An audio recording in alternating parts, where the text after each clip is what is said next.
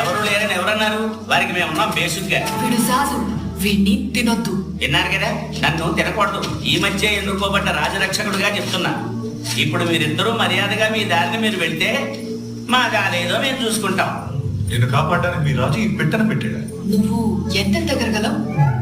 నాకు దారి చూపించడానికి ఈ సాజు ఒక్కడే సరైనవాడు. నాతో పోటీగా ఇంకొకడు కూడా ఉండేవాడు, ఆల్బర్ట్ అనే తొండగాడు. కానీ మహారాజు గారు నా రెక్కల కష్టం మెచ్చి నన్ను ఎంచుకున్నారు. అప్పటి నుండి యువరానికి ఒక మార్గదర్శిగా మారారు. రోజు నన్ను నేను పొగుడుకుంటే ఏం బాలేదు. సరామి, ఈ రోజు కాస్త మీరు పొగడండి. ఈ వాగుడు పెట్టినేసుకుని ఎంత దూరం అని రావు. మీరిద్దరూ పెద్ద మేధావులు కదా, ఇలా అడవిలో ఎంత దూరం వెళ్దాం అనుకుంటున్నారేంటి? వస్తే నిన్ను కూడా తీసుకెళ్తాను నీ ఢిల్లీకి. ఇల్లేలే ఒక అందమైన ఊహ. నీకు తెలియని నిజం. మీరు జీవన చక్రాన్ని వెతుక్కుంటూ ఉందో లేదో తెలియని చోటు పెడుతున్నారనమాట. ఎంగరంలో ఉన్నా లేదో నాకు తెలియదు, కానీ ముందన్న ఆశ మమ్మల్ని ముందుకు నడిపిస్తుంది. నాకు కావాల్సింది ఆశ కాదు, ఆకలి తీరటం.